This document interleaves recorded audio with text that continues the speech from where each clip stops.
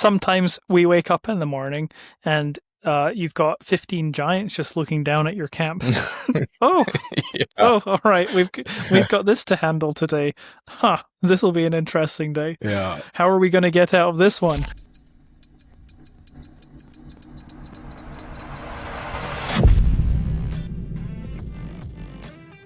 Overpressure refers to the sudden increase in pressure above the surroundings caused by the wave generated when something explodes. It propagates outward from the origin, capable of causing impact, momentum, or disruption, depending on its intensity and distance. It is a critical factor in assessing the effects of a mission. Welcome to the Overpressure podcast, where we dive into the explosive world of business for entrepreneurs who are vets or veteran entrepreneurs. Today on Overpressure, we have one of my favorite people in the world, Sam Watt, or Samuel Watt, as he likes to be referred to. My wife and I have had the pleasure of becoming friends with his wife and him over the past several years. They're running an agency, we're running an agency, so it's awesome to be able to get together and share on those points and just have some good old-fashioned fun together. So Sam is a eccentric individual, much like myself, and so we go into a lot of topics on today's show, and hopefully you guys enjoy it as much as I did talking to my friend Sam, coming to us from Washington State.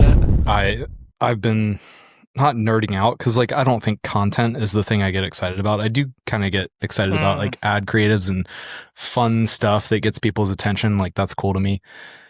But LinkedIn is it's like the stereotype Microsoft.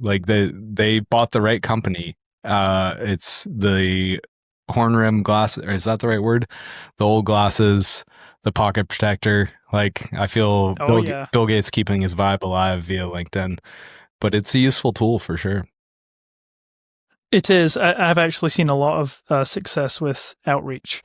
I invested a lot of money in coaches and consultants trying to get content to work. I never really cracked the code, but then I set up automated outbound with LinkedIn and was very strategic and thoughtful about how I did that. And that worked. We've got some of our biggest ever clients from LinkedIn outreach. And you said that's automated. What are you guys doing on the automation? So I use a software called Dripify, which is where you can set up a sequence and you can load in lead lists. So of course, the higher quality your lead list, the better results are. And so I make sure that things fit inside our ideal client profile, or I make sure that it's someone who's kind of industry adjacent, who'd be a fantastic referral source. Actually, that's kind of where I've seen the biggest success, actually. Not going directly because people hate that, but establishing a relationship and seeing where collaborations are possible. I think that's a good way to bridge a gap. But I've got so many people on my LinkedIn now, connections and everything, that I thought, well, they don't have much. They can go and dig, but LinkedIn, as with any platform, prefers the fresh stuff. And so ChatGPT helped me build out a 6-month content calendar, which was pretty nifty. So I've got, the call to actions I want. I've got kind of foundations, and then other phases like increasing the educational level, targeting the right sort of conversations, and also just getting back to basics. I think that's the thing that I get wrong when I'm communicating things, is I get very verbose, but people's attention spans are very finite online. And so being clear, keeping it to a really low grade level, and making sure that I'm talking about the person reading at least, 1.5 or 2 times as much as I'm talking about myself, engages. So kind of going back to best practices and spinning some stuff out so that people have something to engage with and just get a bit of a flavor for what it is we do. That's the second time I've heard ICP today. It's wild how different industries have different terminology.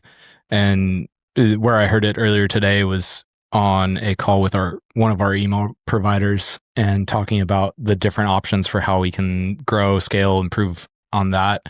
There's not a whole lot of options. It's you can do more, you can do things a little better. Now you can do them with AI, and I can't remember the fourth one. But like there's not a whole lot of pathways to take to improve stuff like that. And I think it is moving in two directions of going to the human connection touch.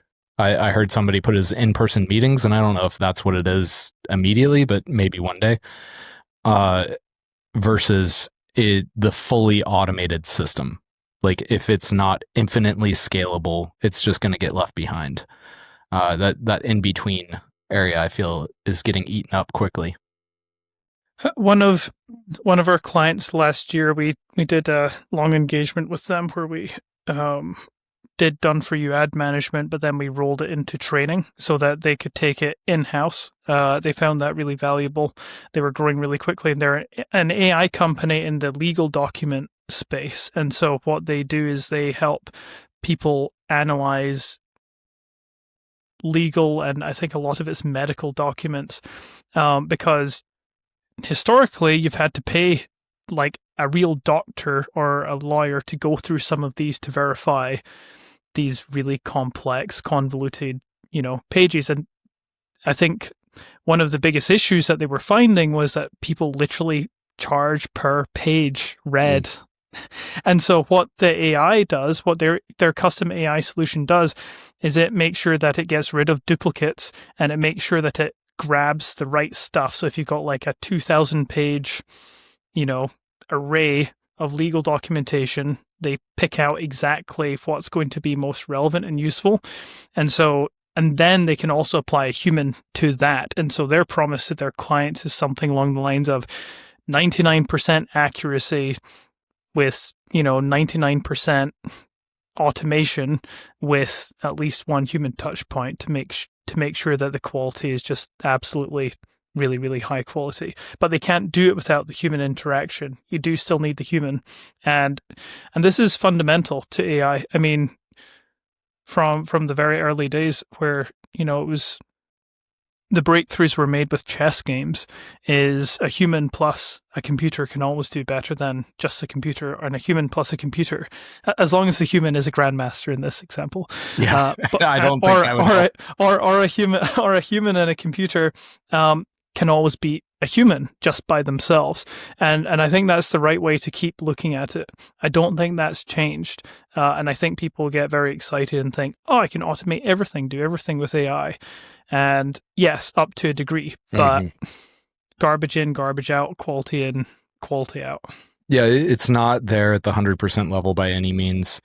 I've been following YC for a while, and I'm getting served their ads constantly right now. So they're making a big push for founders who are doing industry specific AI stuff. And that medical example reminded me of that. And that is way more the future. Like all these bot builders, like that's the new trend. And both you and I have been doing this for a little bit, and we've seen those trends come and go for like individual technologies and individual systems, and they've gone super fast. Like some of the AI platforms have existed for a month or two, and we thought social had a high turnover of 50 different platforms in 5 years. There's been 50 platforms for AI this month. So it's an interesting world that we live in right now. But for our listeners, how about you introduce yourself, Sam? Tell us a little bit about who you are and what you do. Absolutely. So thank you very much, Austin, for inviting me on. My name is Samuel Watt. I am the CEO and co-founder of Watt Advertising. We specialize in running ads, Google ads at the core, but we also run ads on other platforms. And what we really love about what we do that's different is we follow our clients' prospects very deep into the sales process. So we make sure that whatever leads are coming in, they're really qualified, and that quality continues to improve. And then we make sure that quality control is done past that point. So as the prospect goes further into the sales pipeline, we're continually touching base with our clients and saying, well, what happened here? What was the conversation? Is this moving closer to a sale? Because that's the best way to get results. And not just results, but results that actually improve your bottom line without being a waste of money. Yeah, the little details in the process count for so much. How'd you get started in the ads world? It's a great question because there's a great story that comes alongside that. So you might be able to tell from my funny accent, listeners, that I am from a strange European country. I'll give you 2.5 seconds to guess. That country. Georgia. Are you about to say Georgia? Yeah. I was going to say close, but it's not close at all. Scotland. So I'm from Scotland originally, on the west coast of Scotland. And a number of years ago, I was making my first reps turn into something actually practical and useful in the market when it comes to entrepreneurship and business. And so what that looked like was website development. That's where I really got my start. And the market that I was aiming at was medical practices. And so we were trying to make the process for patients simpler and clearer so that they could get the help that they needed as fast as possible. And so I learned a lot about user experience and client experience as part of that business. I had a number of other projects kind of going on at the same time. But around that time, I started to date this amazing lady called Shalane, and we were doing long distance because she was from Washington State, thousands of miles away over on the west side of the US. And so I went over for 1 or 2 trips. She came over for to Scotland for 1 or 2 trips. But when I was over in the US, I had to leave my medical practice website business kind of on the back burner. I couldn't really grow it, and I needed to be in person to grow it because it was all about relationships and being in the right rooms. And so in the meantime, I had to make income some other way. And so what I did was I packed up my duffel bag and I stuffed it full of bottles of rare whiskey, as any good Scotsman does. And turns out those bottles of rare whiskey were fairly valuable. And so I'll let you read between the lines with how I generated income there. And after a certain amount of time, it became clear that Shalane and I were each other's person. And so we decided to get married, and I sold all of my bottles of whiskey, except for the last one, which was this glorious 18-year single malt bottle of Ledig, or in Gaelic, it's pronounced Lechick, from the Isle of Mull. And I served that bottle at our wedding. And at that point, I was absolutely over the moon, as anyone who's newly married is. But I quickly realized that I'd sold all my bottles of whiskey, and I wasn't going to exactly be able to transition my website development business into anything exactly the same over here. And so I knew I needed to go in a new direction. And that's when I got more into digital marketing, because I'd been at an entrepreneur event several months prior. And at that event, it became clear to me that the demand for digital marketing was rampant. I think that this was back in 2019, and everyone wanted help with either their website or SEO or running ads. And so after a period of time, after helping people with a variety of these things, I saw where the most consistent results came in from, and where the most repeatable, controllable process was in running ads online, where you can make a measurable return consistently month over month. And so that's where we specialize as a company into Google Ads, and that's what we've been doing since we incorporated officially in about 2020. Okay. I think there's a couple different directions we can go from there. And we'll have it as choose your own adventure today. GEO is a term I just heard for the first time.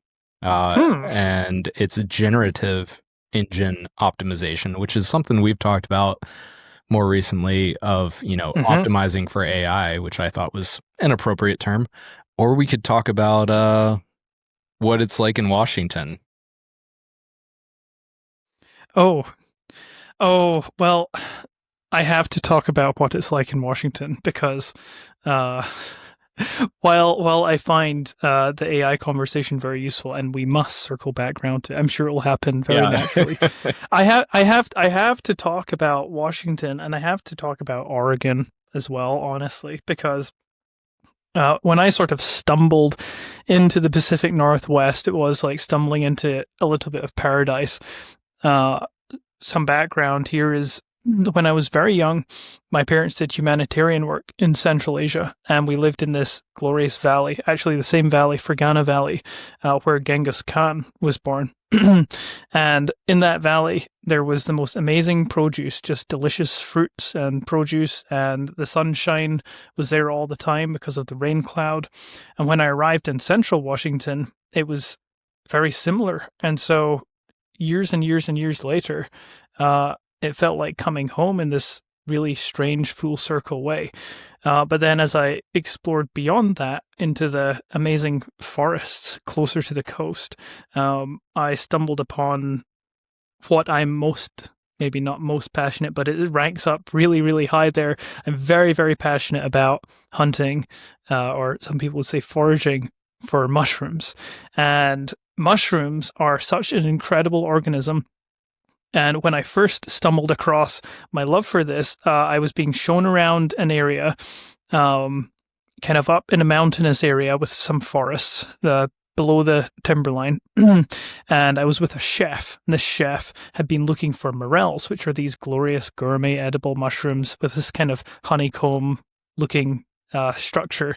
And he'd been looking for years, like 4 years. He'd been going up season after season. He'd started to learn a bit about what to look out for in terms of the elevation, the kind of trees, all the surrounding flora and fauna that would actually indicate where you might find these.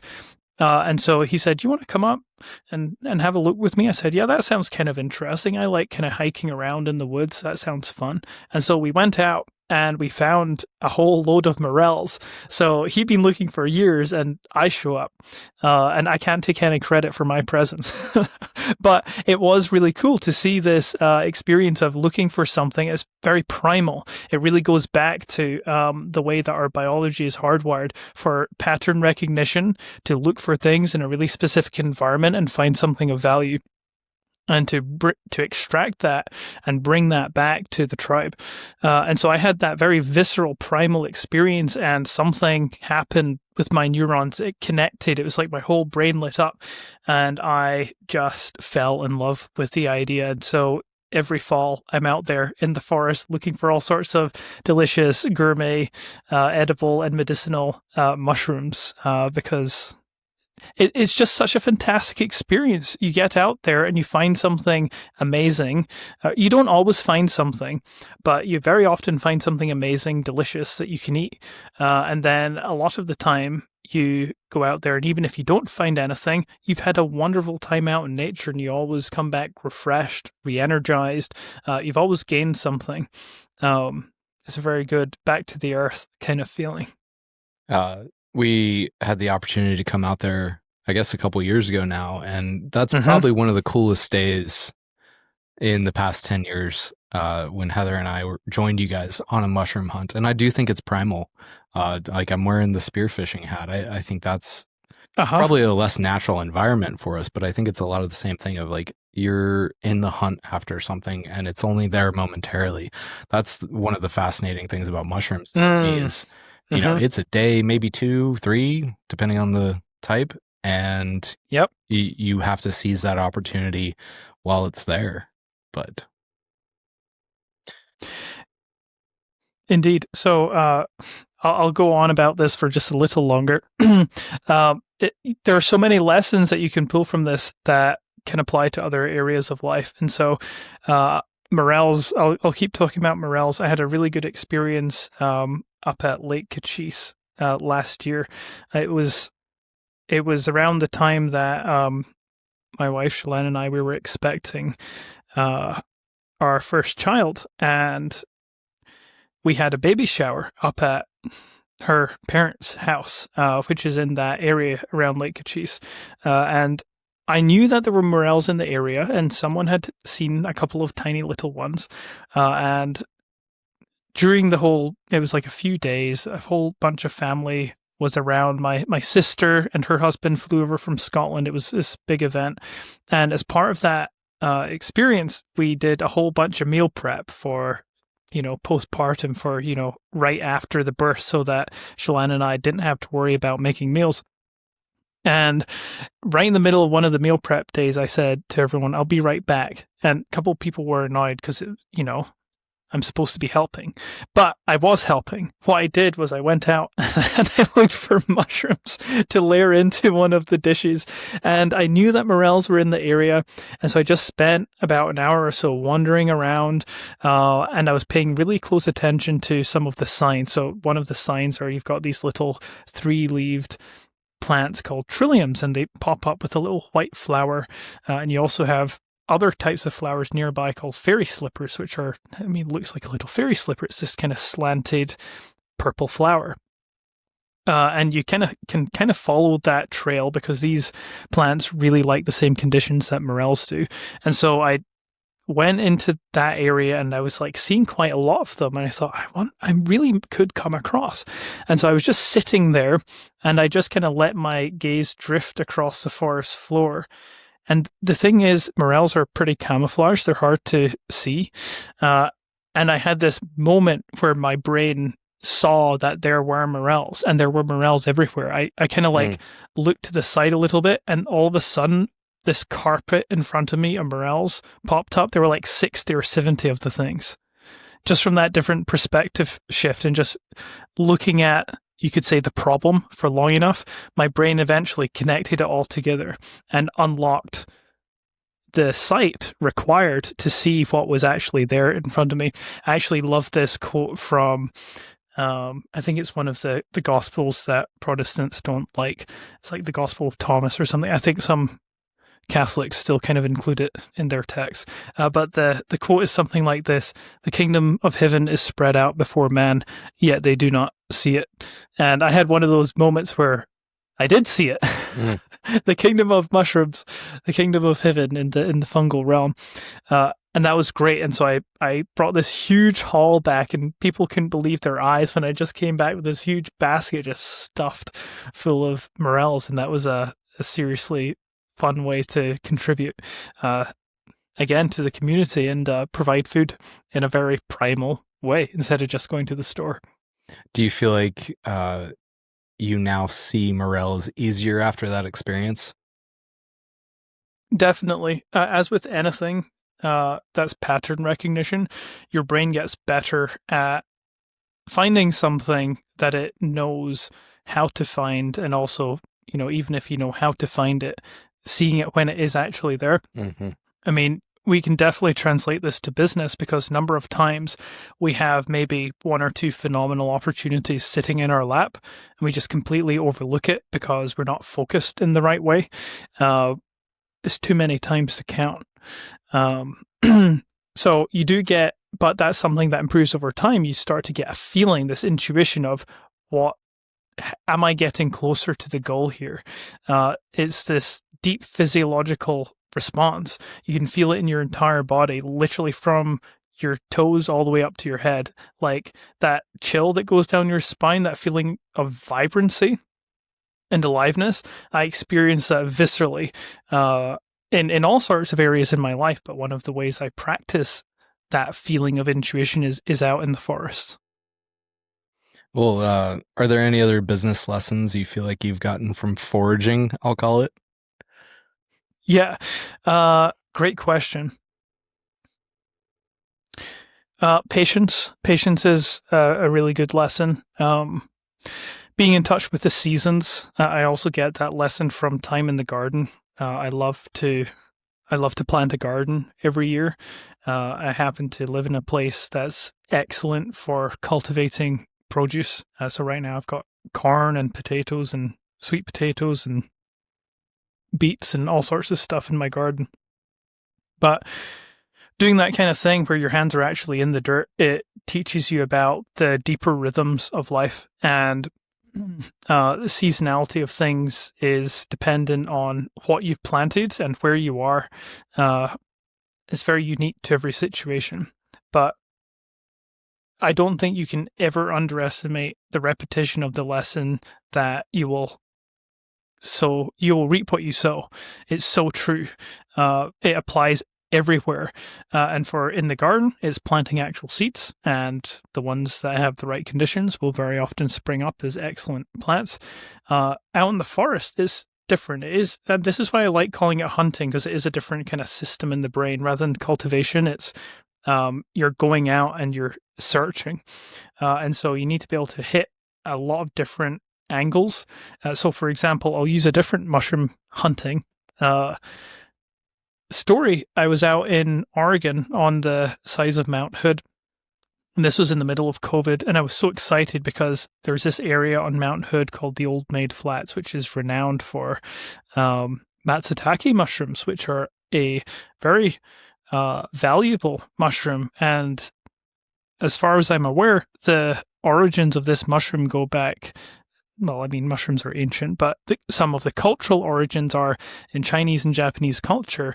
It would often be given, like a matsutake mushroom would be given as a gift in business, as this like symbol of goodwill, and they're this kind of like lovely meaty flavor, and when you smell them, it smells like cinnamon. And I looked in several different places that I thought kind of might be good, just based on just parking near different trails and going off into the forest. I couldn't find anything, but then I remember hearing that the Old Maid Flats was apparently pretty good. So I went to a ranger station, I pulled out one of their big maps, and I found it. I found the Old Maid Flats on the map, but then right over that was this big red X, and it was like the Old Maid Flats is closed due to COVID, which I found kind of hilarious. I thought, well, I don't think I'm going to catch COVID from a squirrel or a bird, and so I think I'm safe and I'm going to go anyway. So I did exactly that, and we went, and it's kind of off the side of a trail called Ramona Falls Trail, which goes up to this glorious waterfall. I've done that hike twice, but before you start down the trail proper, off to the side you can enter the Old Maid Flats pretty much. And my wife and I, we were out there and we were having a fantastic time, just enjoying the forestry, and we were like, wow, maybe we'll really find them here this time. And we have a great time. It's like a little leprechaun forest. It's just covered in moss. You just feel recharged. You feel like your energy level going boop, boop, boop, boop, boop, boop, like as you're walking around. It's this really tangible sensation. But we didn't find anything. We wandered around for like 3 or 4 hours. And then we were like, well, it's going to start to get dark soon. And so we started heading back to the trail. Less than 50 feet away from the trail, we literally tripped over like a whole bunch, and we found like 8 of these things, and I couldn't believe it. I thought, no, I just want to find them, so it's probably just some other random mushroom. But as you get into looking for mushrooms, and you do need to be careful, a good saying is your first mistake could be your last. There are some poisonous mushrooms, but as you start to know what you're looking for, it becomes easier to tell what's safe. And there's particular mushrooms that are very, very safe because nothing looks anything like them.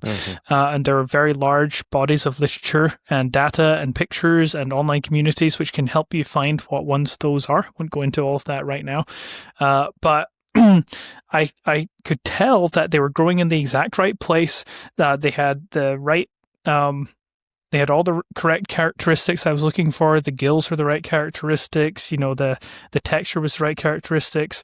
Like the stalk, when you snapped it, behaved in the way you'd expect. And then when we took it back to the cabin we were staying in, we did a spore print where you put the mushroom on paper and you wait for a few hours, and then you see what color the spores that are released from the cap are. That all checked out. So I called my friend, that chef friend I mentioned who got me into it in the first place, and I said, what do you think? And he said, it sounds like that's exactly what you've got there. And so I thought, okay, some good verification from multiple angles. This definitely seems to be the right thing.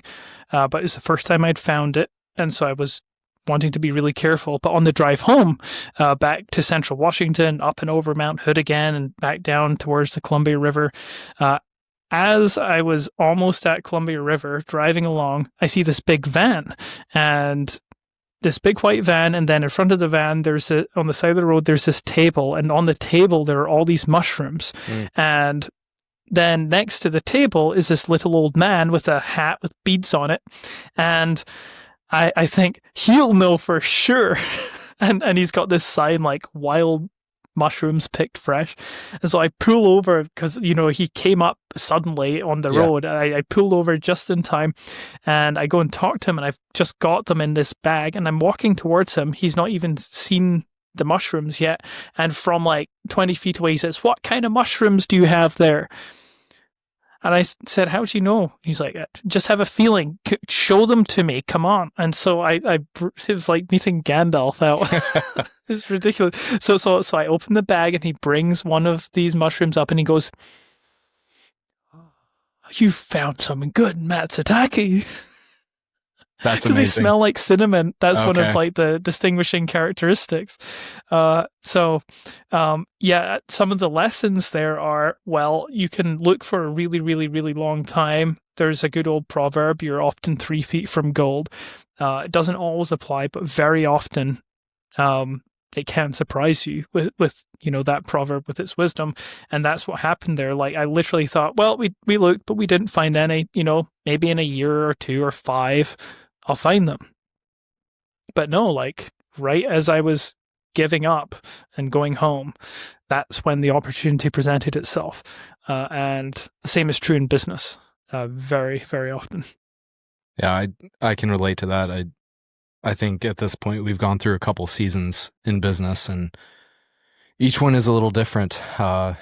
We just moved to Nashville, and this is the start of a new season. And during these transition periods, like, there's some rough stuff that happens. I cannot say this week or this month even has been easy, but as you go through those seasons, there's wonderful things. And I almost want to say there's seasons even year to year. Like you were talking about 5 years, like there are some seasons that are that long. I've lived multiple of those in my life, and it kind of goes back to my move from North Carolina as a kid. Moved from North Carolina back to Florida, started playing football, and that was an amazing time and sports centric, but really enjoyed classes. And then went off to college, entirely different season of life. After that, joined the Navy. Like, talk about a different season. Like, it's not a normal life. And then I met Heather, actually met Chelan shortly thereafter. That was one of the first entrepreneur events that I ever went to, kind of on the second time around, because I studied business in college, so I was active in some stuff then. But it started the previous season of building PFG 1.0, and now we're really building 2.0. And there's so many lessons in that. But I want to ask you, this is more of the personal season we're in as well, but lessons from having little ones. We had our third and learning lots, but what have you learned on the kids front?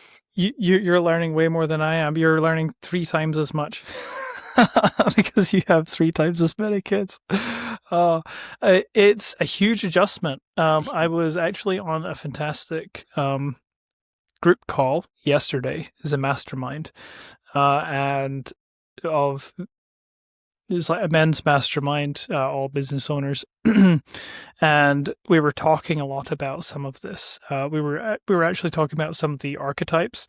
It was based off of a Tony Robbins training, where you focus on the various archetypes that are very often inside of you. 4 main ones are explored in this exercise: the king, the warrior, the lover, and the magician. And it's amazing. Pretty much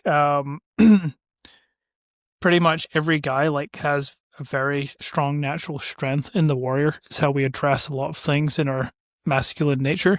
But it's amazing how many of the conversations I was involved in, like going into breakout rooms and stuff, ended up being centered around the lover.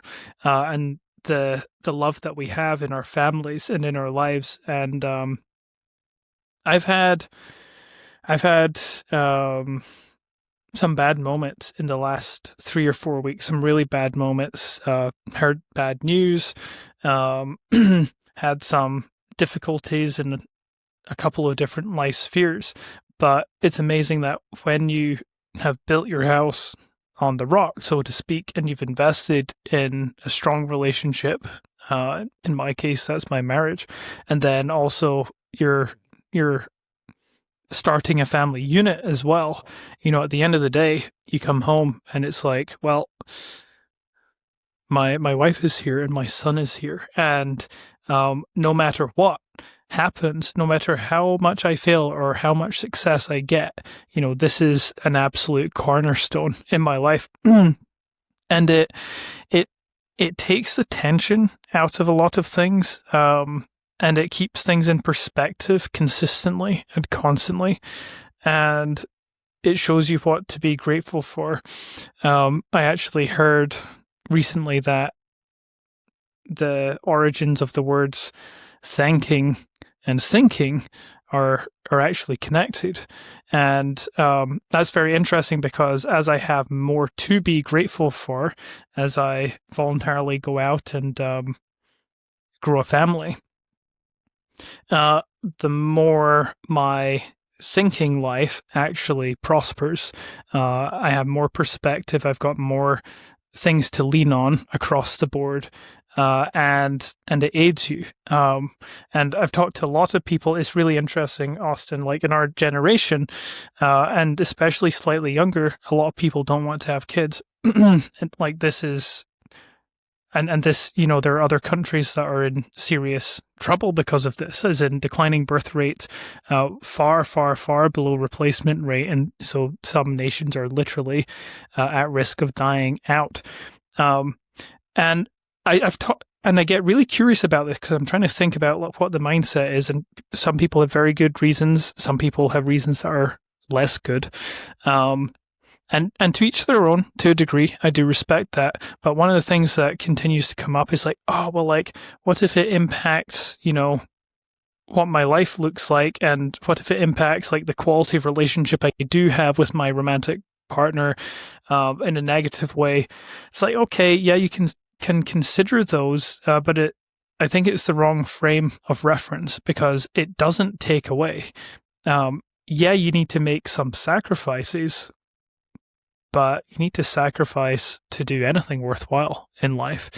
You need to choose which sacrifice, essentially. But then the strange thing is, when you do make that, particularly in regards to family, the benefits become so numerous that you find yourself laughing. It's like, well, actually, I don't know what I was worried about. Yeah, it's difficult, but it's so good that it's like a so what kind of difficult.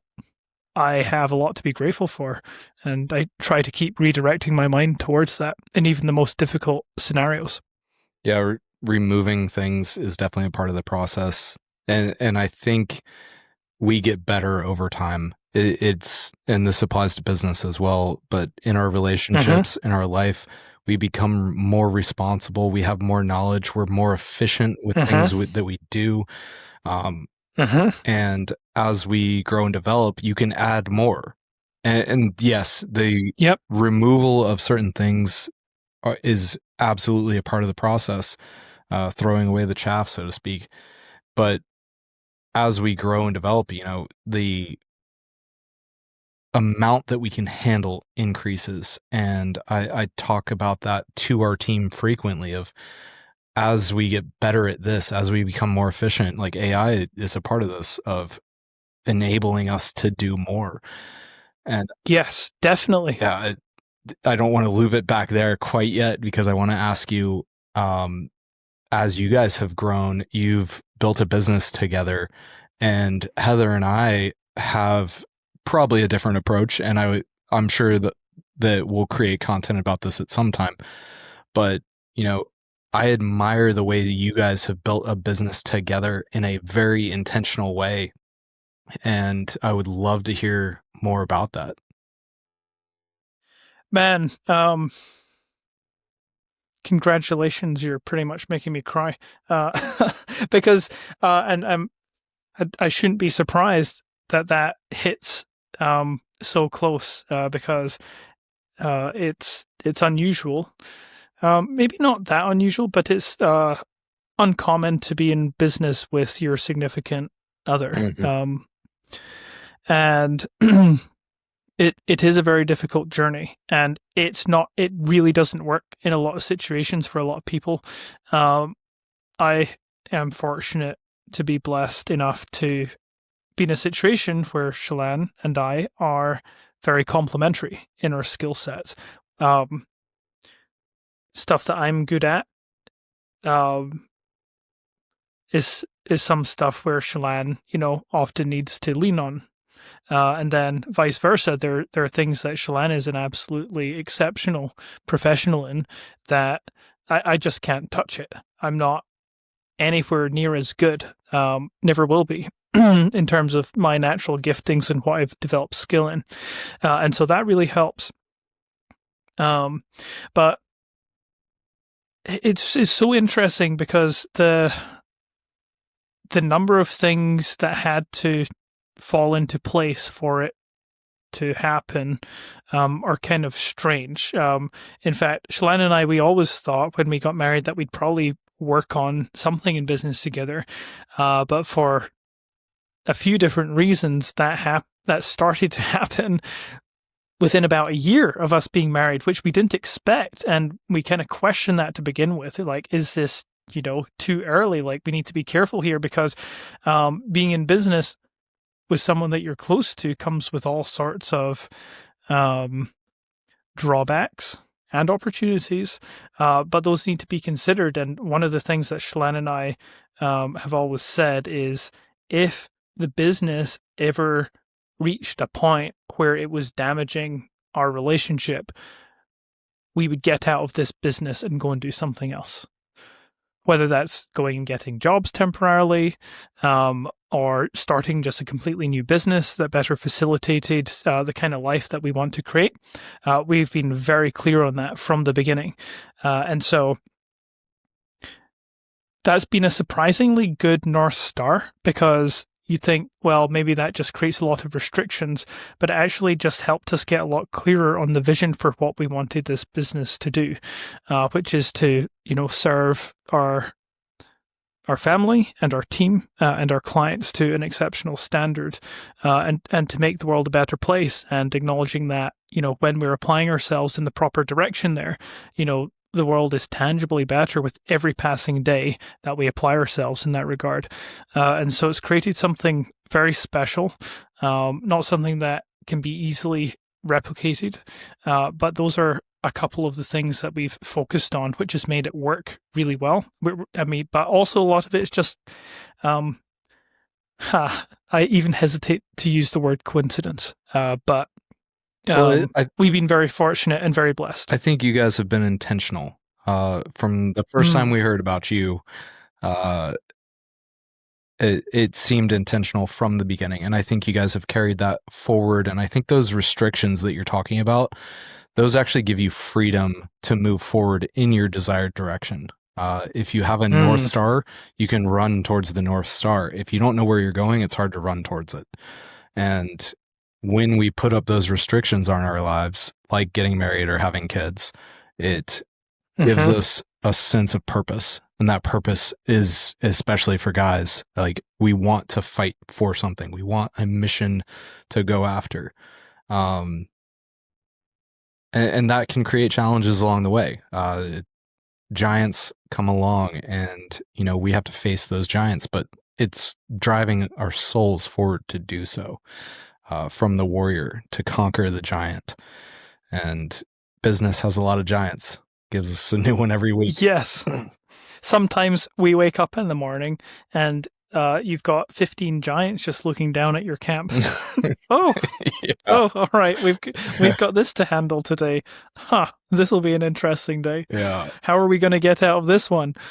Yeah. Same question to you, Austin. Like, what's that been like, and what have been some of the important things that you focused on Okay. as I need you and Heather have been working together? I need to preface this.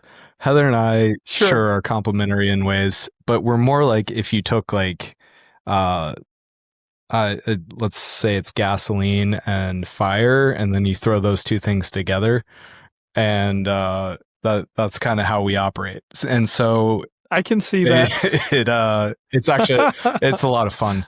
The Hmm. thing that we've had to do is make sure we're working together towards the same goal and working in different areas, because that explosiveness, while it's good for a short time, you don't want it to erupt and catch everything else on fire. So we kind of stay in our lanes and move different things forward. And we do have different skill sets, which is absolutely a part of it. The other thing is, I quit the business because of the same reason you were talking about. It was damaging our relationship, and part of that was my immaturity in business and leading our family. And I shut my side of it down for about 18 months. And, during that same time period, we started having children, and there was a new mission. The business also suffered during that time. A lot of different stuff going on. That was 22, 23, I think. And it got to the point where, okay, you have to now provide for your family. And so that created a very strong mission where we came back, rebuilt the business in about 12 months, and then doubled again beyond that in the next 6. And so now we're in uncharted waters, and it's scary for both of us, but we actually have a lot of confidence that we're going to be able to move forward because of what we've already overcome, and because we're on the same page, because we are very much more intentional now, and we have the mission of take care of the kids and provide an amazing future and a legacy for them. And I know that's a part of what you guys are about as well, with making sure that you create not only a better world for your kids, but better kids and giving them every Yes. opportunity that we can. So I guess that would be my next question is like, how do you guys plan for that? And I'm not acting like we're about to retire, but it's absolutely part of that thought is, what happens with this after us? Where do our kids go? How do we set them up for success? Because there's so many cases out there of the kids ending up down a poor pathway. Yeah, that is a phenomenal question. I was very kindly invited to speak at and the breakout session of an AI seminar last year, and I talked for a long, long time about not AI. And what I talked about was actually the importance of connection across the generations. And so I've been thinking about this. I was hoping it was mushrooms. I wish I couldn't quite thread it in on that occasion. Did I? No, I didn't. I was very well behaved, and I I stayed more to the topic. Of course, this one's actually a much more important topic. And so the premise of my thinking around this is very legacy minded. I've got some incredible people, including my father-in-law, Lonnie Ginger, who's been an amazing example in thinking about the legacy that you're going to leave behind in several generations' time. And so I've been thinking about this from the perspective of the world that we live in today, because that's very different from the world that our parents lived in and our grandparents lived in. And one of the things I've been thinking about in that regard is the pace of change is so quick that I've started to observe that the cultural, like subcultural differences between generations, even people born like 2 or 3 years apart, is becoming these huge chasms. They're getting bigger and bigger and bigger. The differences are becoming really big in terms of what someone's unique experiences as a human growing up in the Western world. And so I was thinking about that, and I thought, well, what can you do? And that's a very difficult question to answer. I actually talked a bit about how I've been in communication with my grandfather over email my entire life since I was about 5 years old until he passed away like 2 weeks ago. And he would always be very generous with his wisdom. So I could ask him about anything and he would, bring up a story from his life, or share some thoughts. And the better questions I asked, of course, the better feedback that I got. But for most of my life, when I was young, my parents were living overseas with my sister and I. Now, like having left my country of origin, living in a totally different part of the world. A lot of those years I wasn't close to him geographically, but we still maintained closeness of relationship. And actually the internet enabled that. And so, it's like there's a great example of where the tool is being used for the highest good and for wisdom and for the betterment of everyone. And I was thinking about that and I was thinking, well, this is what we really need to be doing more of. We need to be connecting across generations because people are very isolated in their very unique, tailored, algorithmic experiences of various feeds. And people can feel very alone, and people are becoming very different in many ways because of how hyper-individuated we are in the West and how that's being further enabled by powerful technologies that we use and live with every single day. And I drew from another example of my childhood, which is in Central Asia, and the country I was living in for most of that time was Uzbekistan.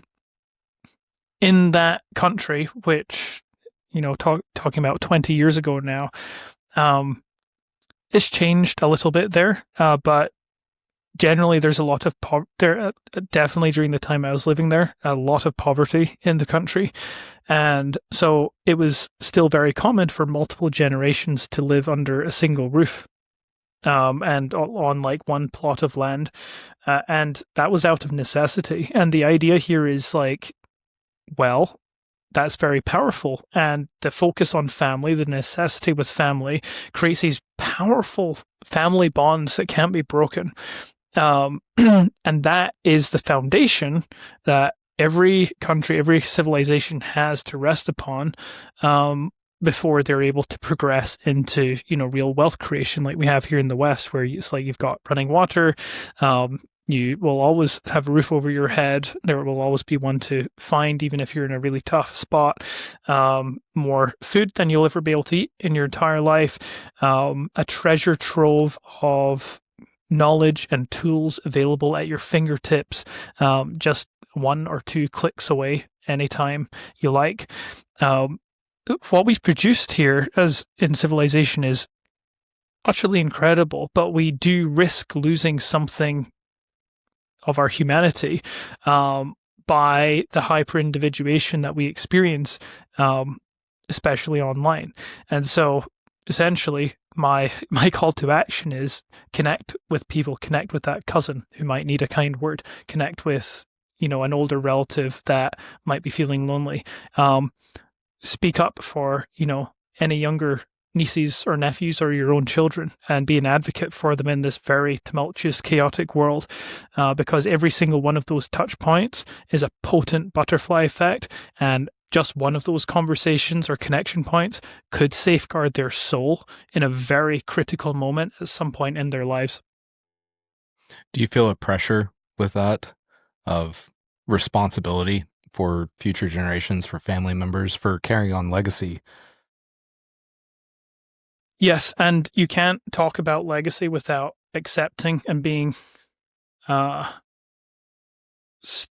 you can be panicked about it, but it is more helpful to be accepting and stoic in the face of mortality when discussing this.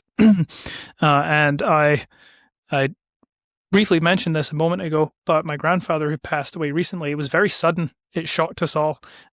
Very, very healthy guy, late 70s. He still had more in the tank, or so we thought. And he was in hospital for a couple of weeks with some minor symptoms, kind of discomfort, weren't sure what it was. Eventually, the diagnosis came back, and it was a really aggressive, progressed cancer. So he was diagnosed on a Thursday, dead by the following Tuesday. Like that. The Thursday night after the diagnosis, I managed to do a long distance WhatsApp call. That lasted 3 minutes, and that was my last conversation with him. And I thanked him very much for his presence in my life and all those moments he paid attention to me and connected with me and made sure I had the resources, the tools, the insights I needed when I asked. And again, I was so fortunate with this to have that kind of a connection with him, and so I knew that, and so I acknowledged that, and I was very grateful for that. And he said to me, "Carry it forward." And so there's the pressure right there. It's very real. It's very tangible, because one day it's going to be me in that hospital bed, or wherever. Hopefully it's not hospital, but sometimes you can't be moved if you're in bad shape, and that was his case. And your deathbed, whatever it looks like, and I'll be there, and there won't be anything else I can do at that point. I will have said my piece and done what I could have done, and so it's been very helpful and clarifying. And Shalana and I have talked about this a lot. It's like, actually, we feel a lot more pressure and a lot more responsibility. On that side of the family, I'm the oldest, and so I've got quite a few people who, whether they're paying attention or not, will at least be seeing the example that I'm setting of my life. And so I've always thought about this, but I try to think about it even more. How can I set a better example, and how can I be there and be useful for people who need it at absolutely critical junctures? And so I want to become more like that. I want to uphold that, and I want to be helpful for people who need the help. And that starts with being close to home. That starts with our relatives, and then that goes all the way down to the core of you and how you live things out. You mentioned being stoic as a part of that, which is, I think, a requirement in certain situations in life. And one of our mentors talks about it on the business front of, the only emotion that really belongs in business is excitement. How do you handle that on the business front? Well, I'll be really honest. It's often not that simple, and sometimes it really takes clawing your way back into a better psychological frame. I've had times of absolute dismal despair and hopelessness. Anyone who has been in business has experienced this. And so, of course, the challenge is to build resilience in how you respond to these things. One of the helpful things is, well, sometimes, these things really hit you, and difficult situations hit you, and you do need to grapple with your emotions and your psychology. And so if you're especially if you're like really low and really sad, sometimes it's like, okay, well, what's the one thing that I can do today to just move things forward a little bit? It's amazing how much just writing down one or two things to do, like building a very, very basic plan of like, step one, I do this, step two, I do this today. If I do that, I've made some progress. That helps, because a lot of the research on positive emotion shows that if you're moving towards a goal, not if you've obtained it, but if you're moving towards a goal, that's where you experience some of the biggest peak states of emotion in your life, and that business excitement that you're talking about there. So that's something that I try and do. I try and get back towards a plan. But as well, sometimes it's important to acknowledge, like, what is it that I'm feeling like? Yeah, there's a season for, right, I need to take these emotions, I need to put them to the side, because they're actually not going to impact what the highest quality decision is going to be. But sometimes they do teach you about, if you are dissatisfied with something, maybe there's a good reason why you're feeling that, and that can be worthy of further contemplation. So you can think about that and think, well, what is this emotion teaching me? And again, that kind of like helps you to step back into more of an observer mode with the emotion and think, rather than just be thrown around by the emotions. And writing about that really helps, because that can help you to start to write the next chapter in your adventure. Like, there's no better story than the comeback story. So it's like, okay, if you're beaten up and you're down, it's like, that's life. And, well, what next? I get to choose that. It might be difficult. You might not just snap back into a happy, clappy state. Often that's not realistic or healthy. But you can get more resilient. And the more time you experience something tragic or difficult and bounce back from it and exercise that like a muscle, the better you can get at it. Yeah, and losing your grandfather is one of those major painful moments that fortunately don't come up nearly as often.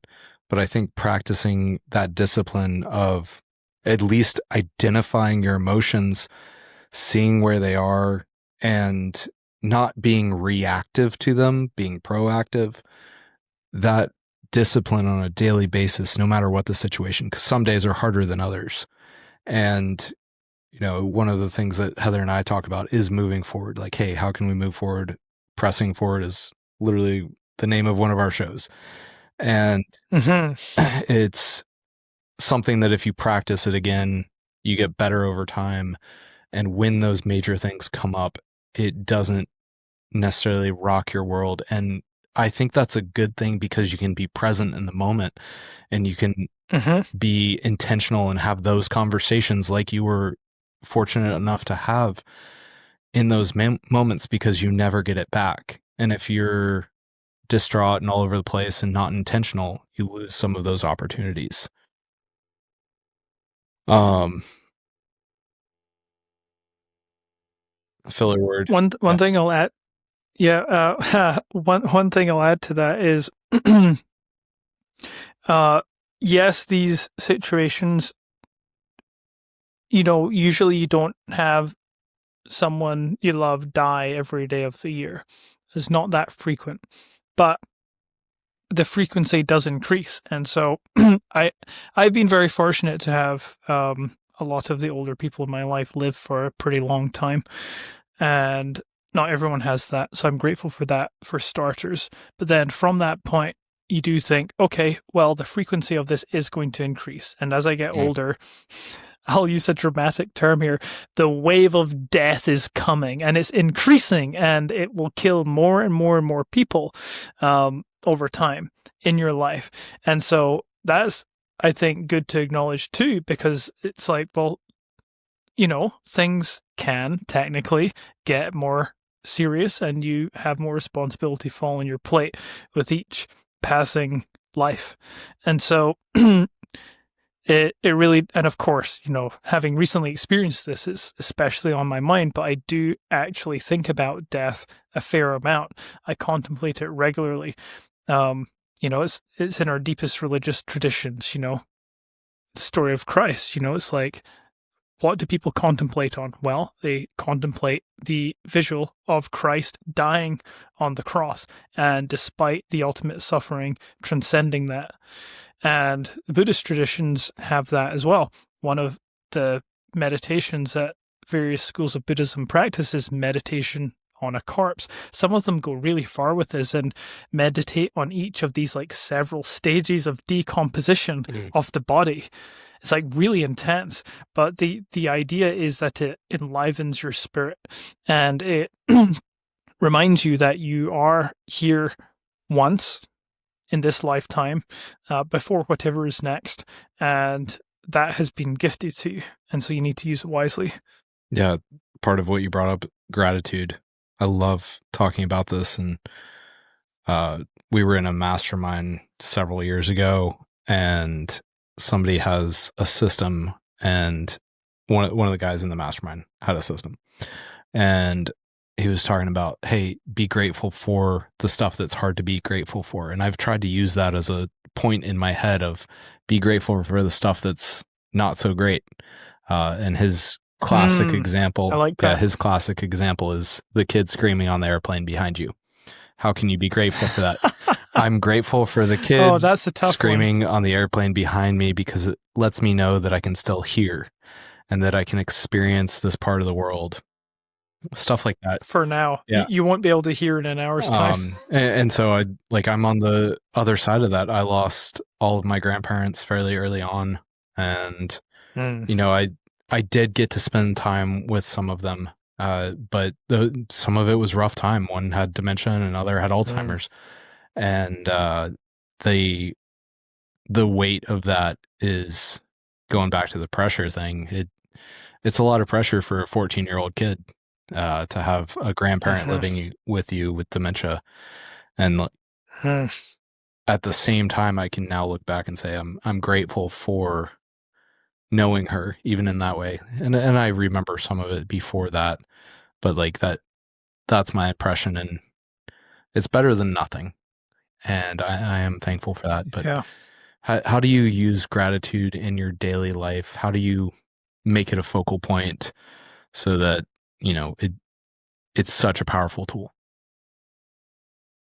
One of the things that is helpful for me is, so I had a really bad day last Tuesday. I tried really hard for it to not be a bad day, but it was pretty terrible. On the Wednesday, I started to get out of my funk, and I went for a big swim on a lake. And I actually continued that the day after. I swam all the way across the lake. It was great. But during that first swim, I was really, really struggling to stay in a high quality place, and to feel hope and to feel faith, and very often that light of faith feels very dim, and you think it's about to sputter out. It can be crushing. And so what helped for me, even though my voice felt very small and I felt stuck, while I was out on that first swim, I just started saying out loud the things that I was grateful for. Writing also helps, but there's a lot of power in your voice. And just saying it out loud while exercising, that also helped. Something started to change inside of me, and I was able to, in this case, swim my way back out of the murky depths, towards somewhere better and more functional, where I could, where I could exercise my agency as a human being more freely again and take action. And it was later that day, on that Wednesday, actually, I wrote a little plan. Like, okay, this might actually be a terrible plan. I don't know, but a decision is better than no decision, and so I'm going to work through it because it's in a generally productive direction and it should support some other things. I do believe that no labor with pure intention is lost ultimately, even if you can't find that in the short term. It usually comes around in some very strange, mysterious way, and so it's always worth doing it, even if it feels silly or ridiculous. But that practice of saying it out loud, which I normally won't say it out loud. Normally I'll say it in my head, or I'll write it down. But in that instance, that really helped to kind of like break a bit of the pattern that I felt trapped by. I felt paralyzed emotionally. What do you do when you feel trapped like that, in any area of life? Like, you brought up physical activity. That's a powerful one. Gratitude. What else do you kind of lean on? Well, I will talk about the physical activity a bit more, and then maybe we can explore some other things. But this goes back really far for me. I've always been fairly active. I had this really neat season of my life when I was working on the website development business back in Scotland. I spent a lot of my time working on that, but then during the night, I was a bicycle messenger delivering food. It's all e-bikes now, but back in the day, I used just the engine of my own legs, and I would do, sometimes up to 10 or 12-hour shifts on a bicycle. Very, very intensive. And during that time, I had recently graduated with my Bachelor's of Engineering, which was a kind of a joint degree between computer science and electronic and electrical engineering. But I'd already started to catch the business bug. I couldn't escape. And so one of the things that I was doing on those night rides is that I was listening to a high amount of business podcasts. And actually, one of those business podcasts was run by my brother-in-law, Kylan, who ended up introducing me to his sister, Shalane. And he said, hey, Shalane's going to go visit Scotland in a few months. You should hang out. And so we did. And then we fell in love. And that's a big part of our story. But one of the things that was really valuable as well as that was it was like I was getting a second degree. I used this app that counted how many hours you'd been listening to podcasts, and it ended up being thousands of hours of really high quality intel. Some of that was Joe Rogan, but a lot of it was also business podcasts as well. And so that was really helpful. So one thing that I think about in addition to the activity, and that was really helpful because I was in a peak state physically, and I was also, which is also good for learning because you remember a lot of stuff. Stuff sticks that way. But then I was careful about what I was ingesting in terms of information. And I focused on quality as much as I could. And what that led to was changes in the way I thought about things. And that was really helpful as well. And so if I'm in that place, I sometimes think, well, what am I reading about? What am I listening to? Could I be listening to or reading something that's higher quality? Someone I admire a lot in the marketing space, a guy named Perry Marshall, he says, read something written before Gutenberg every single day. So before the Gutenberg printing press, which means something really old, because old ideas that survive are good ones. And so that's something that is worth thinking about. But, it's the same as like if you eat junk food, what do you expect the results to be for your body? If you eat junk information intellectually, what do you think the result will be for your mind? So same with AI. AI. Garbage in, garbage out. We're quality back to in, it. quality We're out. back to it. We're back. All right, let's send it. So generative AI. Welcome to those of you who don't realize that we now have superhuman intelligence available to us. And that's a little scary. Yep. I don't know if you've tried Grok Heavy yet, but it's a monster. It takes a minute, but not yet. It's an experience. But sure. I have been using ChatGPT research mode a lot. It's very powerful, and you do need to let it go and work on a problem for a while. Yeah. But it's very, very powerful. And of course, I'm pretty sure the custom GPTs that I use also use a version of the research model. Yeah. 4.5. It's very, very powerful. Haven't tried Grok Heavy yet, but I should now. Yeah, I haven't used the new version of ChatGPT, I don't think. We have an account, but I just haven't gotten in there. I had been using Claude. It had shifted to almost exclusively, unless it was like quick search type questions. And then it was chat but the thing I'm using the most or most excited about using right now is actually the Grok voice. And I think that's on a Grok 4 model, but you can have full on conversations in real time, adjust, and it remembers everything perfectly about what you said, takes notes if you want.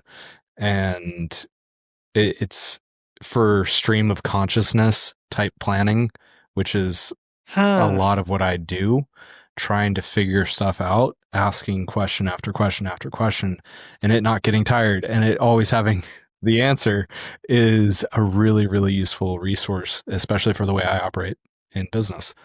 So that's what I'm enjoying right now. But where do you think this all goes? Where do you think the content realm goes, because we started in on that earlier. Well, some people are already sick and tired of content that is bad quality, and it doesn't help you, and it's just trash, and that's been emphasized by the way in which a lot of people use AI, and so some people do have some fatigue around that. Some people don't know the difference. If you actually do drill really deep, on average, people cannot tell the difference between something that a human wrote versus something that an AI wrote. Of course, the highest quality stuff is usually where a real human being has gone and leveraged AI, and it's, this melding of human and machine. That's where the focus needs to go for the absolute best results. But it definitely has changed a lot of things. I definitely use ChatGPT on a very regular basis. I max out the number of allotted tokens very frequently because I am constantly using it and trying to apply it to many different aspects of business and life. It cuts a lot of time. It helps you to do a lot of things quicker. But I think one of the bigger opportunities is helping you, instead of just doing what you're already doing quicker, is thinking a bit bigger and thinking, well, what's something that if I created it would seriously change my business or my life? And then where I'm seeing the highest quality output is where I get clearest on a vision for what something should look like. That gets away from the issues that you can sometimes see, especially when people are fairly new to using it. You might go and use it a bit and say, well, like, it was okay, not really sure why it's like so renowned as like being amazing. Well, it's because learning to talk to it is a whole new skill set, and the clearer you can get on what you want to get out of it, the better the output is going to be. And I like the example you're using there with Grok Heavy, because what you're doing there is you're asking questions, you're developing. It's a process, and the deeper you go in the process, the better it can be, because you're able to introduce a lot more elements of whatever the problem is or solution is that you're trying to make some progress on. But you have a real thinking partner. And well, I'll use this example. Writing's really helpful because you can write a lot more than what you can remember just in your head. Like and that's why writing is such a powerful medium. And so, and that's why writing teaches you how to think. And so I still write with a pencil and paper every single day because that helps me to think. And the better I am at thinking, the better I am at using any other form of technology that's available to me. And that thinking translates into writing, but with AI. And so that's how I focus. That's how I focus on it. If you haven't discovered it yet, there's a great feature in these AI platforms where you can take a picture of notes and it automatically translates it.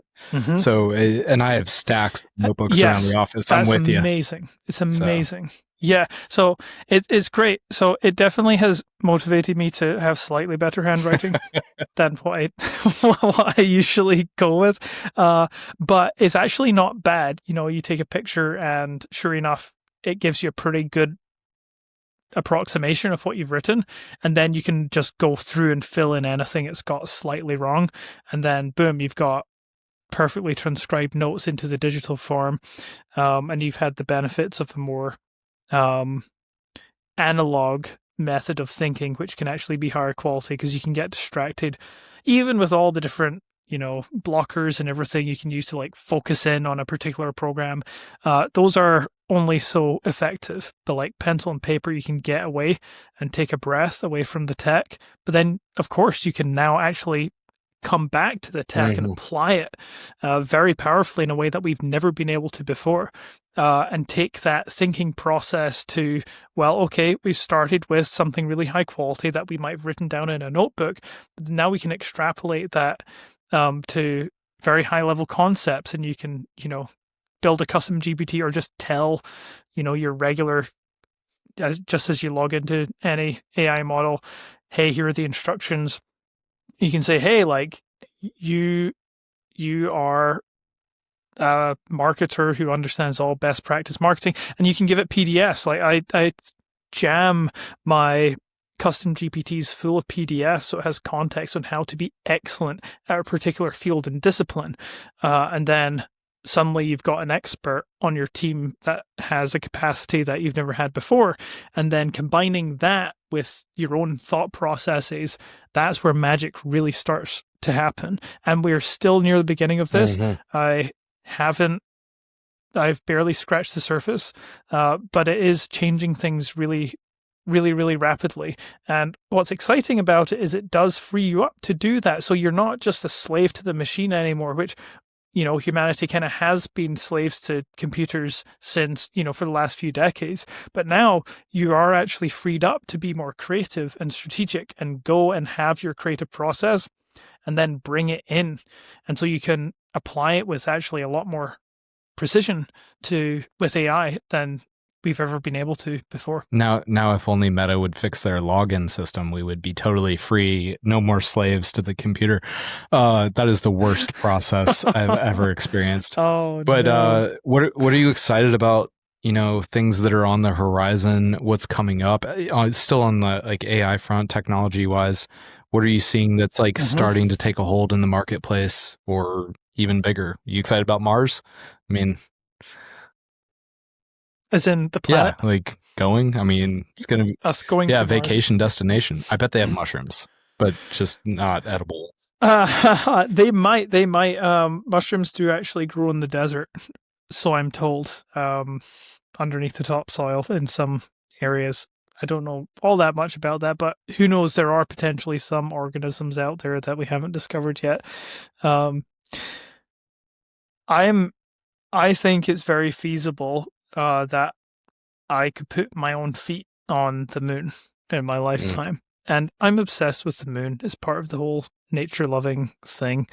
I happen to live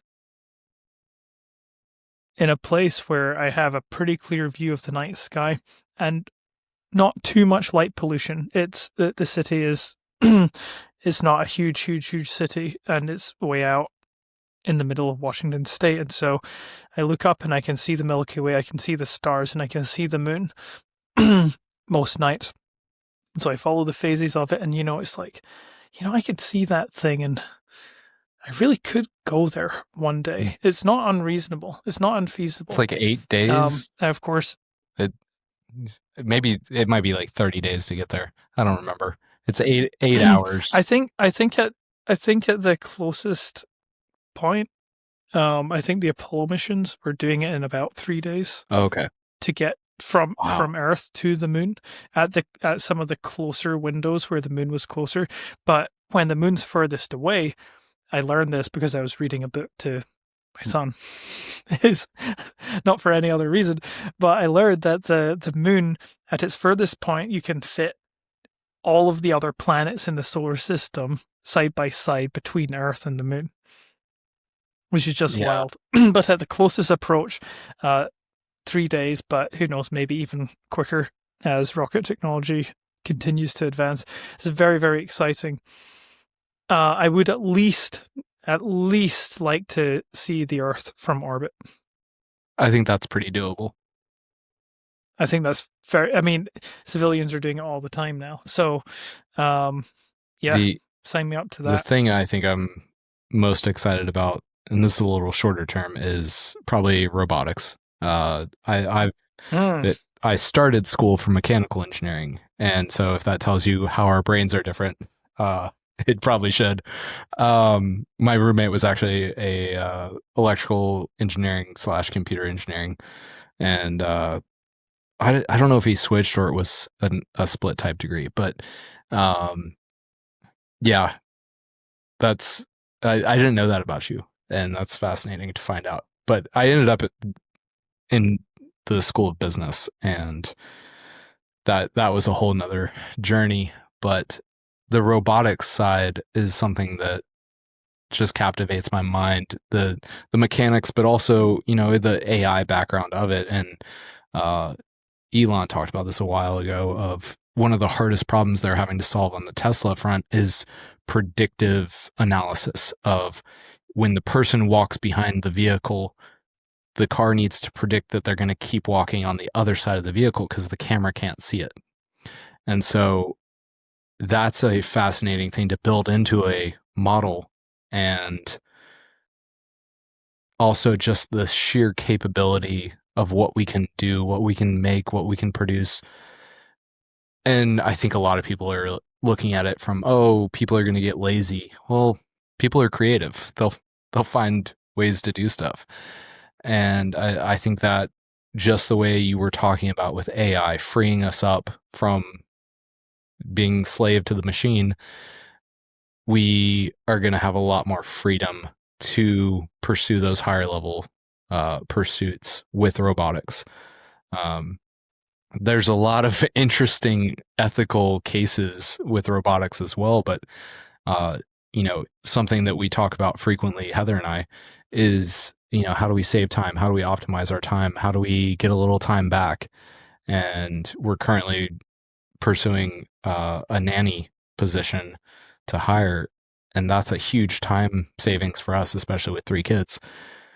But I think it's going to get us so much time back because there's so many little things that we don't even think about, like walking to get coffee. I don't know if I'll still walk to get coffee. It probably will, but I do that like 10 times a day. That's 10 minutes a day at a minimum, times every day of my life. That's a lot of coffee. It is a lot of coffee. But well, I really like the way that you think about this. So one thought that's crossed my mind is where the exploration of our solar system will increasingly be experienced with virtual reality.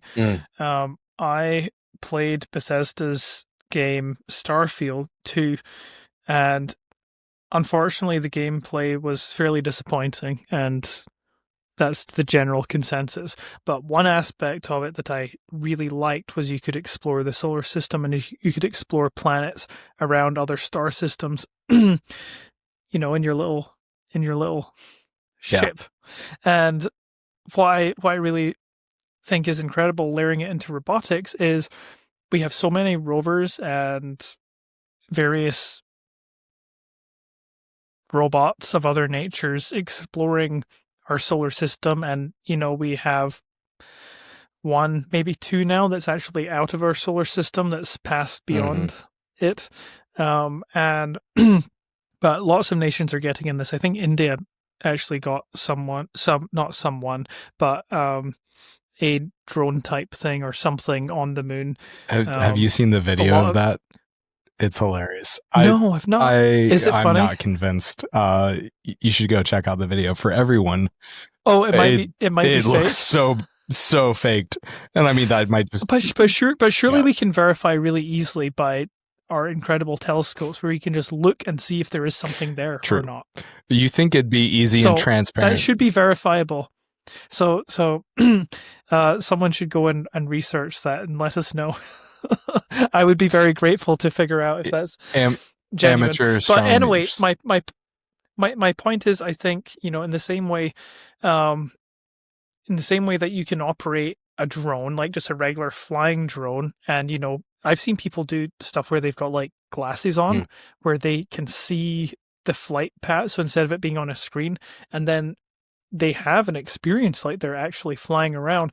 I think the exact same thing's going to be true and possible of how we're exploring the cosmos, where you might be able to like rent time on one of these things to like go and investigate the rings of Saturn or something like that, and experience that in a virtual way with a robot that's actually physically in the space. Now, of course, you do have time delay and things like that. So the closer the robot is to Earth, the more engaging and live and interactive that experience is going to be able to be. What are you talking about? Physics is not real. Like, it's all made up. Yeah, that's another fascinating thing is what's it called? Quantum time theory or whatever.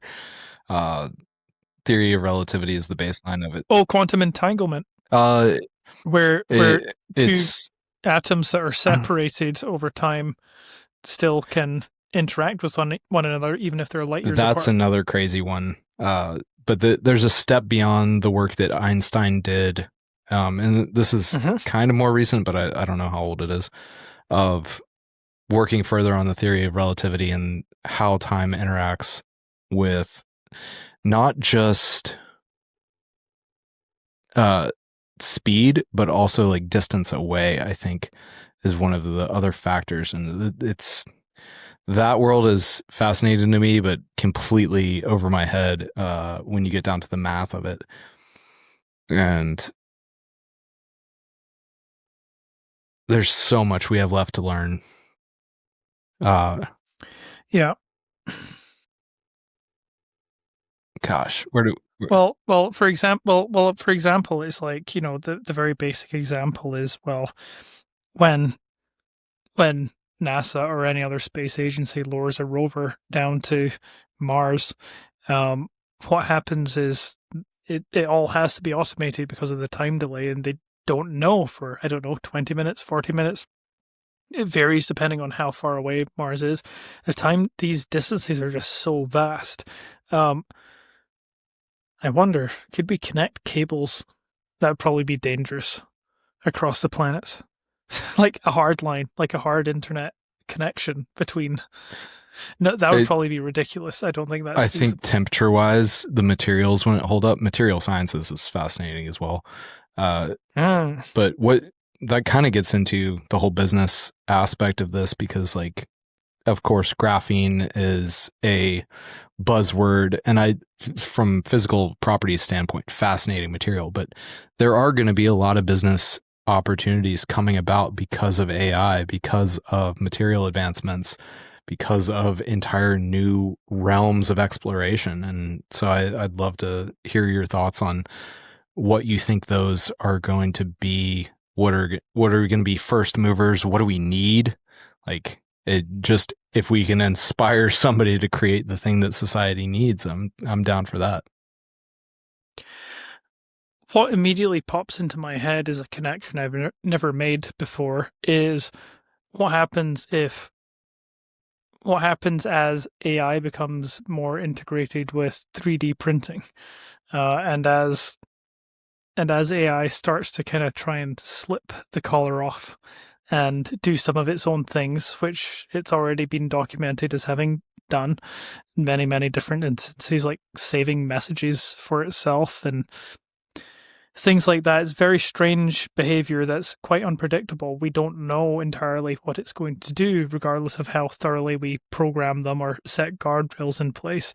And of course, that's why we are already in. That's why, technically speaking, you know, all these models can indeed pass the Turing test. You know, they can convince users that they're human. Of course, the only reason why this isn't, they don't technically pass the Turing test is, I'm pretty sure they've all got guardrails on where it's like, you can't claim to be a human. Like, you can't do that. It's unethical. But they could. Yeah. They are fully capable of it. They really are. And so what if they're running off and printing weird things like self-replicating drones? You're talking about nature. Terminator. I suppose we are getting towards that territory. And I think most people that have looked at it agree there is a point where it likely becomes what we would call self-intelligent, self-recognizing. And that's an interesting moment. I think some of the people building the models now have that understanding that, yes, we do need this. And I think this is part of Elon's motivation to put those guardrails in place by winning the model race, by having at least some sense of ethics put into what they're working on. And he stated it as truth and finding out through tried and true process, hey, what is actually true? I think the idea of 3D printing is fascinating. That is one of the first things that'll come about is new science, new physics, because there's so many questions that we haven't answered yet, that it once it compiles that and starts being able to logic based on first principles, that's the stuff that gets solved, is the questions we already have. When it starts coming up with new questions of how do things work, I think that's a fascinating point. And I think that's probably around that same self-recognizing point. That is actually one of the greatest areas of controversy, what you just touched on. There's a guy, and I'm failing to remember his first name, but his last name is Fagin, which is like Fagin, and he was one of the guys that developed some of the earliest processors, and he thoroughly believes that that AI cannot be more than humans, like in a human sense, in terms of creativity, because the way the models are set up is, it's all historical data. Humans have a very unique ability to create vision for the future. This is controversial because you could say, well, in some instances, AI could extrapolate data more precisely with less emotional pitfalls, so there might be something to that. But, the question comes down to something quite existential, like, is there a divine spark within these machines? It's like, well, maybe, and maybe even potentially if us as humans have lent that spark to these models. And I think that's where my mind initially goes. Yeah, I see the reasoning behind that, and I think that spark can absolutely carry forward. And I think, from my perspective, God created rules for this existence, and those rules are observable. They also apply to animals and plants. And like, okay, if you want to go way different direction, like the vibration, the sound stuff, like there's theories out there about how previous human civilizations used sound as a mechanism. Go watch Joe Rogan on that one. For that side of it, I think there is so much we don't understand. And as this learning mechanism that we've created learns everything that we know, it can probably make some jumps that we haven't made yet, of connecting dots. And at that point, it's much more likely I agree with that it creates another system that is a duplication of at least the biological side of life, because we can already do some of that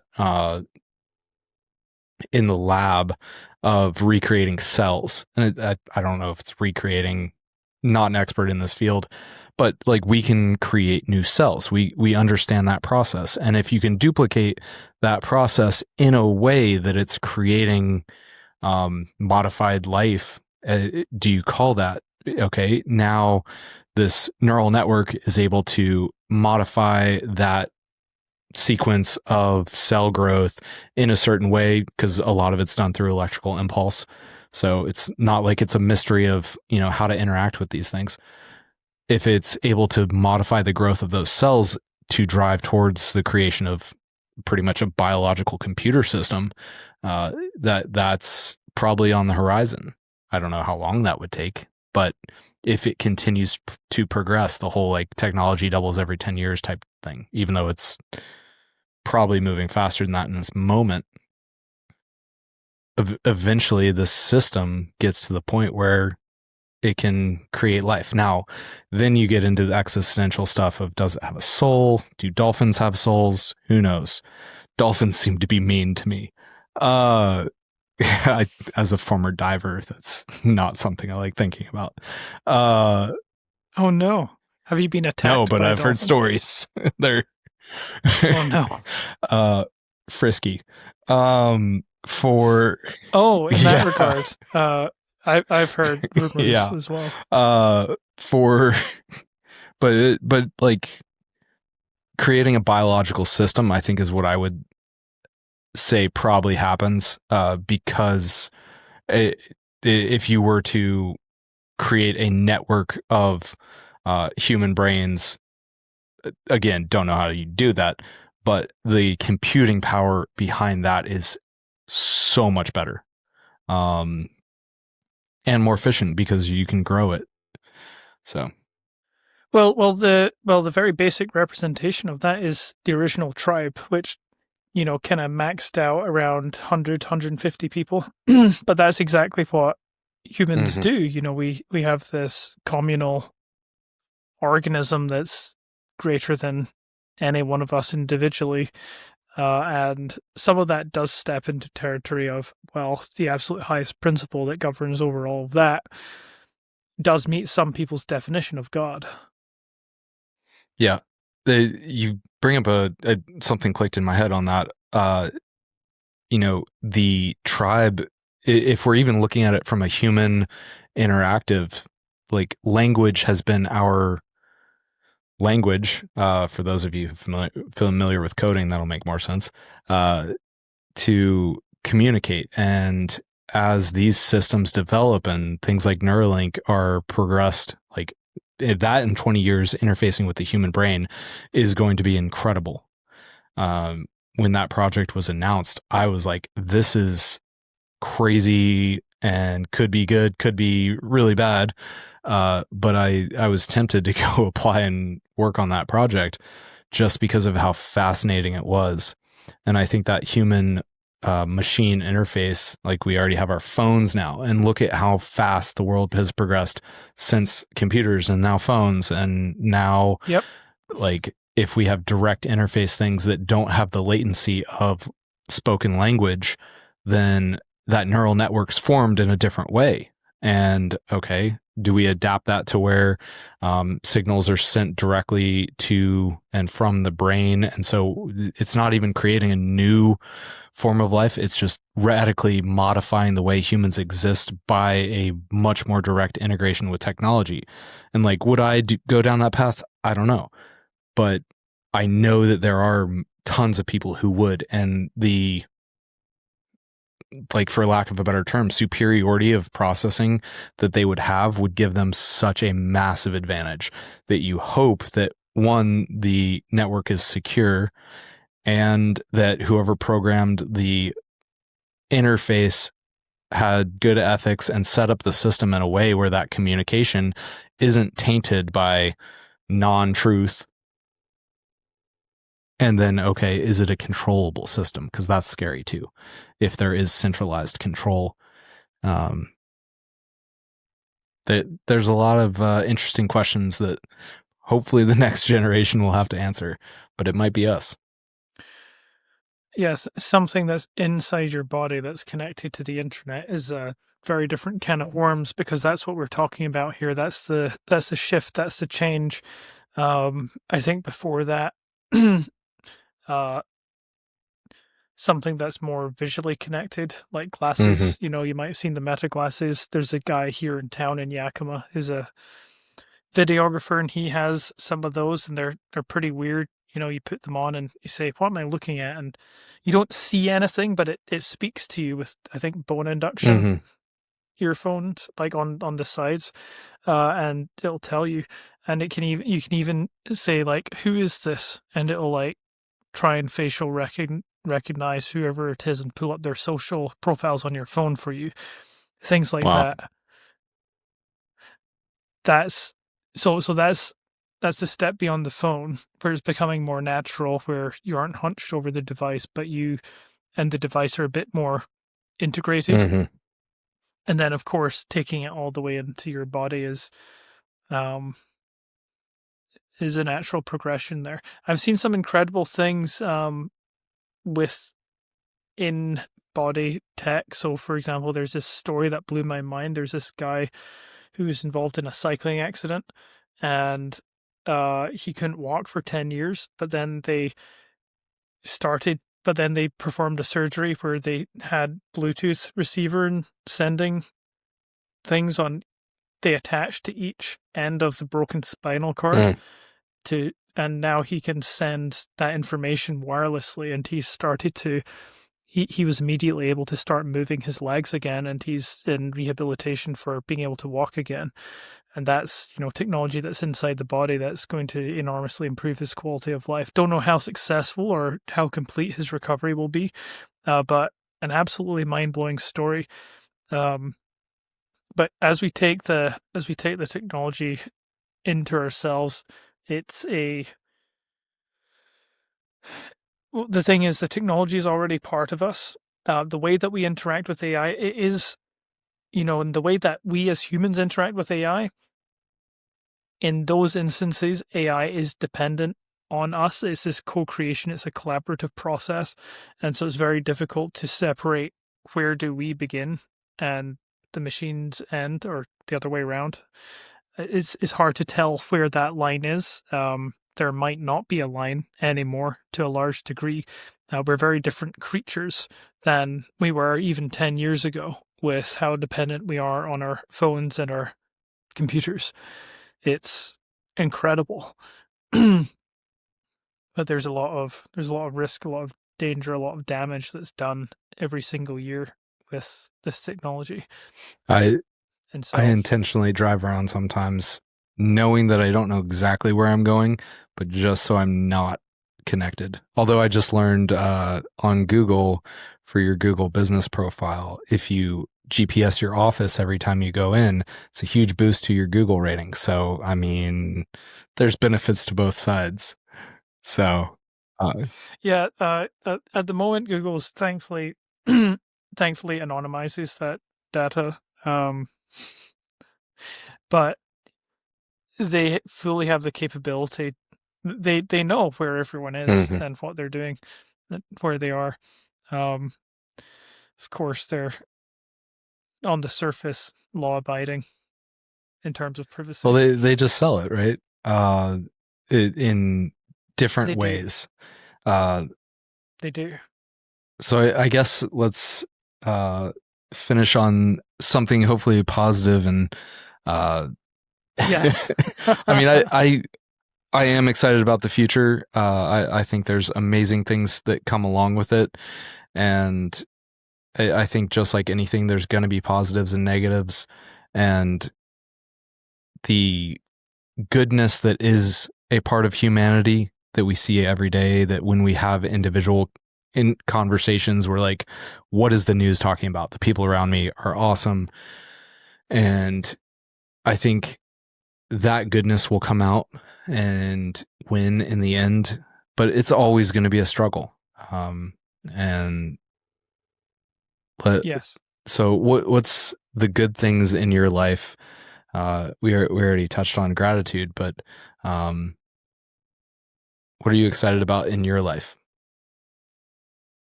Well, I'll connect some of what we've been talking about together. So,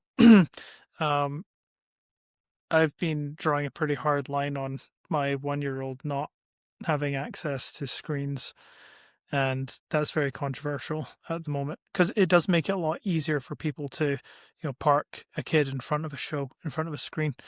Is how a lot of kids are learning. It is critical for how a lot of kids are going to be learning and incorporating a lot of their education. But it's amazing to see the kind of eye contact our 1-year-old has, and how well socialized he is already, and how delighted people are to have him around. And a lot of that's been because we've been just very, very focused on that, and you might say quite extreme with that. But again, I alluded to it earlier, like his soul is on the line, and especially the ages 0 to 4 are the most critical for a kid in terms of their core direction and where that's going to head off. And I'm actually seeing that turning out well at this stage, at this very, very early juncture. And so I wondered how possible it would be, and I think it is really possible based on what I'm seeing, to keep a really close eye on what's going to be age appropriate for him in terms of how to interact with technology as he becomes a mini cyborg. Yeah. We definitely have not been as disciplined as we should have been with that. And that's one of the saddest things about moving to Nashville for me, is we were out in the country for Rose's first, 2.5 years of life, and like you can see it that there's a wildness to that child, and Yeah. Ben is a little bit less so, and I hope that Charles gets some of that and that he has some wildness, that it's not just screens. And like we take them a couple days a week to a preschool, for lack of a better term, and they don't have screen time there, which was a huge selling point for us. And I Oh, agree yeah. with you. And I was limited to, one movie a week growing up, even until I was like 16. And, Hmm. you know, I yeah, was allowed 30 minutes a day on my Game Boy Advance. I, The original, not the flip up one, but right. the oblong The real rectangular one. one. Uh, The real the, one. You could only play it during the day because it didn't have a backlit screen. that's so wild. Yeah, I don't, we just pretty much had a computer, a PC, and like we'd play games on there. And I think it was an hour of total time, especially because it was my brother and I sharing it, and it was like after school. And Mm. I, but that didn't start until way later. When did I think we got the first PC when we were like 8 or 9, and then the better one that actually really worked for gaming. That would have been probably like 2002, something like that. So yeah, throwback times. Hmm.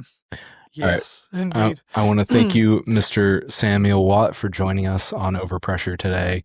It's been amazing catching up and having conversation, and can't wait to come out and see you again. Awesome. Thank you very Yeah. much, Austin. It's been an absolute pleasure. To everyone listening, hopefully some of this has been useful, enjoyable. I've really enjoyed it myself. So, yeah. Thank you.